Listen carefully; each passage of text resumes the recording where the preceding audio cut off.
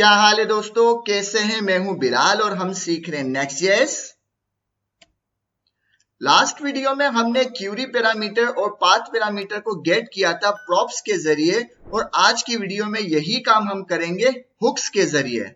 तो मैं यहाँ पे आ जाता हूँ अपने डायनामिक पेज के ऊपर, जिसके अंदर कुछ हेडिंग्स है जहां पे हमने अपने क्यूरी पैरामीटर और पाथ पैरामीटर को गेट किया था प्रॉप्स के जरिए। अब हम हुक्स के जरिए ये काम करना चाहते हैं, तो सबसे पहले मैं इस पेज को क्लियर कर देता हूं और बिल्कुल जीरो पे ले आते हैं। तो लाइक्स में यहाँ पे ये चीजें मिटा देता हूं और प्रॉप्स भी मिटा देते हैं, और यहाँ पे ये तमाम हेडिंग्स के अंदर जो चीजें हमने रेंडर की थी ये भी मिटा देते हैं, बल्कि ये पूरी हेडिंग्स ही मिटा देते हैं, ठीक है, ताकि दोबारा लिख देंगे। हम बिल्कुल सिंपल से समझते हैं। सेव कर दिया, बिल्कुल क्लियर हो गई, एसिंग फंक्शन की जरूरत नहीं, इसको भी हटा देते हैं। अब मुझे क्या करना है, मैं इस पेज के ऊपर अगर आ जाऊं यहाँ पे बिल्कुल कुछ भी नहीं है। तो सबसे पहले हम क्या करते हैं, अपने पाथ पैरामीटर के अंदर जो भी वैल्यू है, लाइक 007 है, यहाँ पे मैं 100 लिख देता हूं। इस 100 वैल्यू जिसको पाथ पैरामीटर कहते हैं, इसे मुझे गेट करना है हुक्स के जरिए। तो मैं किस तरह से करूंगा, मैं आ जाता हूं अपने पेज के ऊपर और यहाँ पे मैं हुक्स को इंपोर्ट करूंगा। मैं कहूंगा import something from next slash navigation, ठीक है, इसको मैंने रिक्वायर कर लिया। इसमें एक हुक है यूज पैरम्स, ठीक है, यूज पैरम्स, इसे मैंने गेट कर लिया, सेव कर दिया। सेव करने के बाद इसको मैं यहाँ पे क्या करता हूँ, एक वेरिएबल के अंदर स्टोर करता हूँ, और वेरिएबल का नाम आपकी मर्जी है, जो भी रखना चाहे रख सकते हैं। मैं यहाँ पे कहता हूँ कॉन्स्ट पाथ पैरामीटर, और इसके अंदर मैं इसको कॉल कर देता हूं यूज पैरम्स, और मैंने इसको कॉल कर लिया। कॉल करने के बाद सेव करते हैं और इसको कंसोल डॉट लॉग करते हैं और यहाँ पे लिखते हैं पाथ पैरामीटर,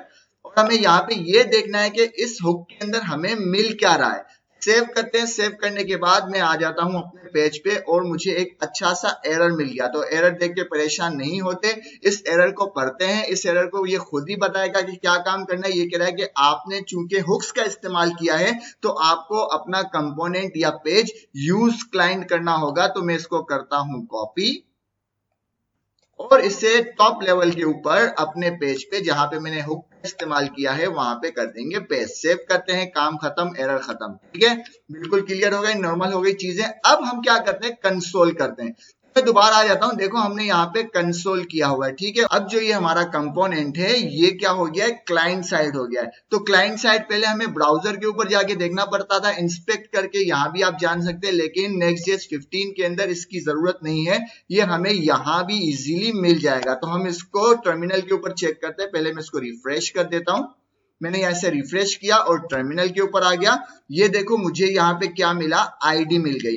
तो ये काम नेक्स्ट.जेएस 14 के अंदर जब कोई भी क्लाइंट कंपोनेंट होता था तो हमें इंस्पेक्ट करके पता करना पड़ता था। लाइक मैं यहाँ पे इंस्पेक्ट करूंगा और इंस्पेक्ट करने के बाद कंसोल के अंदर जाऊंगा और यहाँ पे ये देखो मुझे ऑब्जेक्ट मिल जाता था। लेकिन नेक्स्ट.जेएस 15 क्या है कि मैं आपको यहाँ भी ये चीज विजिबल कर दूंगा, चाहे वो क्लाइंट साइड हो या सर्वर साइड हो। ये काम आप इजीली एक ही टर्मिनल के ऊपर कर सकते हैं। तो नेक्स्ट.जेएस 15 और 14 के अंदर हमें एक फर्क ये भी नजर आया कि उसके टर्मिनल का कंसोल एक ही है, चाहे वो क्लाइंट साइड हो या सर्वर साइड हो। ये बहुत अच्छी चीज हो गई।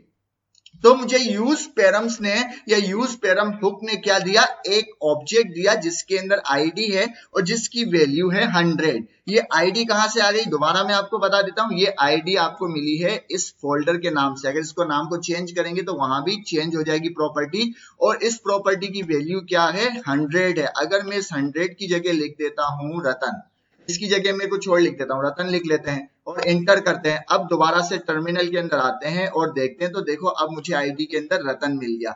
तो अब मुझे इसी वैल्यू को तो गेट करना है। तो इस वैल्यू को गेट करने के लिए हम क्या करेंगे, यहाँ पे आईडी तो मिल गई, तो हम आ जाते हैं अपना एक हेडिंग बनाते हैं H1, और H1 के अंदर मैं लिखता हूं पाथ पैरामीटर, और इस पाथ पैरामीटर के अंदर हम दे देंगे पाथ पैरामीटर डॉट आईडी।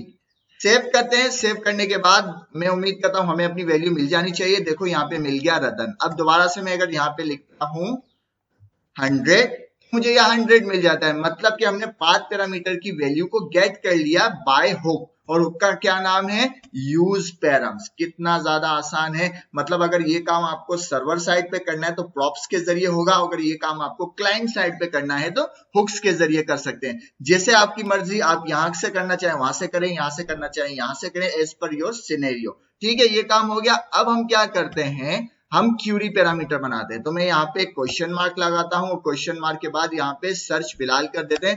तो सर्च जो कि हमारा क्यूरी पैरामीटर है और बिलाल उसकी वैल्यू है, मुझे इस वैल्यू को गेट करनी है, मुझे इस वैल्यू को गेट करनी है और गेट करने के बाद इसे रेंडर करना है। तो ये काम भी हम हुक्स के जरिए कर सकते हैं। मैं आ जाता हूँ यहाँ पे, दूसरे हुक को हम गेट कर लेते हैं, मैं लगाता हूँ कॉमा और हम लिखते हैं यूज सर्च पैरम्स। हम देखते हैं यहाँ पे इसे कंसोल करके देखते हैं हमें इसमें क्या चीज मिलती है। तो मैं कहता हूं कॉन्स्ट और यहाँ पे लिख देते हैं क्यूरी पैरामीटर और यहाँ पे इसको कॉल करते हैं यूज सर्च पैरम्स। इसको मैंने कॉल कर दिया। कॉल करने के बाद अब इसको कंसोल कर लेते हैं और देखते हैं इसके अंदर हमें क्या मिलता है। मैं यहाँ पे लिखता हूँ क्यूरी पैरामीटर और सेव कर दिया। सेव करने के बाद इसको दोबारा से एक बार रिफ्रेश करते हैं ताकि हमें कंसोल के अंदर अपडेट वैल्यू मिल जाए। मैं आ जाता हूं यहाँ पर और देखते हैं हमें क्या चीज मिलती है। यहाँ पे देखो मुझे क्या चीज मिला, यहाँ पे मुझे एक ऑब्जेक्ट मिला जिसके अंदर सर्च है और सर्च की वैल्यू क्या है, बिलाल है। तो मुझे इसको गेट करना है। अब इसको किस तरह से कर गेट करेंगे, अगर मैं इसको एक बार चेंज कर लूं, बिलाल की जगह में लिख लेता हूं रतन, बिलाल की जगह लिखता हूं रतन। ठीक है, रतन लिख लिया। अब देखते हैं हमें क्या मिलता है। मैं बिल्कुल बॉटम पे हूँ। बॉटम पे देखो मुझे ऑब्जेक्ट मिला, ऑब्जेक्ट के अंदर हमारी वैल्यू भी चेंज हो गई क्यूरी पैरामीटर की।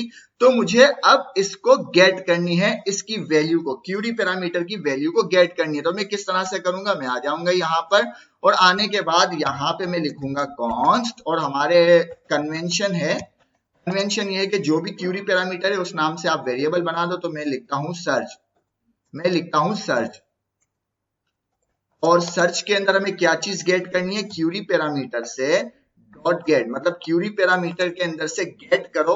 किसको गेट करो, सर्च को गेट करो। सेव किया। सेव करने के बाद इस सर्च को हम कंसोल करके देखते हैं। लाइक मैं यहाँ पे लिखता हूँ सर्च और सेव करते हैं। सेव करने के बाद दोबारा हम आते हैं अपने पैरामीटर में और देखते हैं हमें क्या चीज मिला। मैं इसे एक बार रिफ्रेश कर देता हूँ और यहाँ पे आते हैं।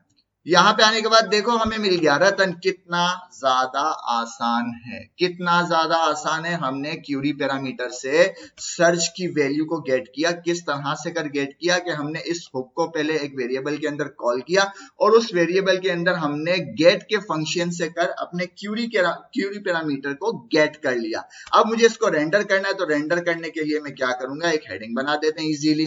मैं आता हूं H1 और यहाँ पे लिखते हैं क्यूरी पैरामीटर और इसको हम यहाँ पे दे देते हैं सर्च। सेव कर देते हैं। सेव करने के बाद इसे देखते हैं, यहाँ पे आ गया रतन।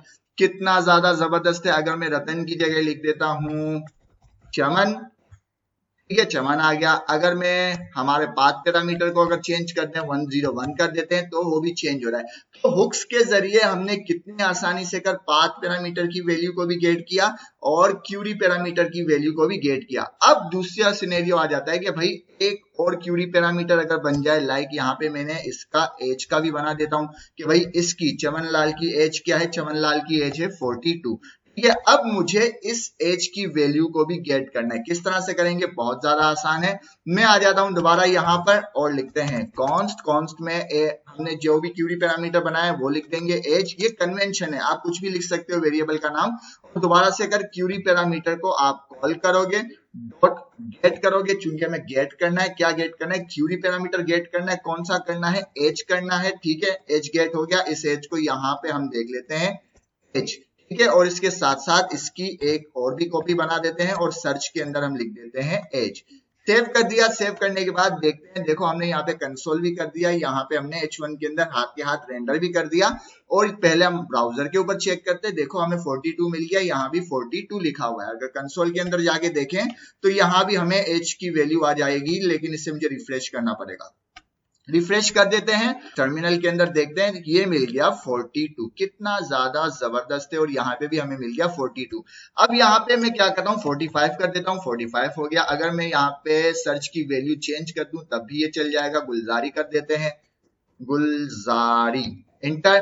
देखो किस तरह से अगर हम पाथ पैरामीटर और क्यूरी पैरामीटर की वैल्यू को गेट कर रहे हैं। अब आप चाहें तो यहाँ पे और भी क्यूरी पैरामीटर पास कर सकते हैं और उनको इसी तरह से कर गेट कर सकते हैं, जिस तरह अभी हमने देखा कि इसमें से आपको गेट करना होगा क्यूरी पैरामीटर के हुक से कर गेट करना होगा किसको, क्यूरी पैरामीटर की प्रॉपर्टी को, तो उसमें आपको उस वेरिएबल में वैल्यू मिल जाएगी उसी क्यूरी पैरामीटर की। अब यही काम आप चाहें तो सर्वर साइड पे रह के प्रॉप्स के जरिए भी कर सकते हैं, तो वो सर्वर साइड कंपोनेंट होता है जिसकी स्पीड ज्यादा बेहतर होती है बनिस्बत क्लाइंट साइड कंपोनेंट या पेजेस के। लेकिन अगर किसी सिनेरियो के अंदर आपको यही काम क्लाइंट साइड कंपोनेंट के ऊपर करना है तो आप उसको इस हुक्स के जरिए कर सकते हैं, आसानी से करें जिस तरह अभी हमने आपको बताया। पूरी वीडियो खत्म होने को आ गई लेकिन आपने मुझे मेरी गलती बताई नहीं। चलो जिसने भी गलती नोट की हो तो मुझे डिस्क्रिप्शन बॉक्स के अंदर जरूर बताना। यहाँ पे हमने पाथ पैरामीटर की स्पेलिंग गलत लिख ली थी, तो मैं यहाँ पे लिखता हूँ पाथ और पैरामीटर के पी को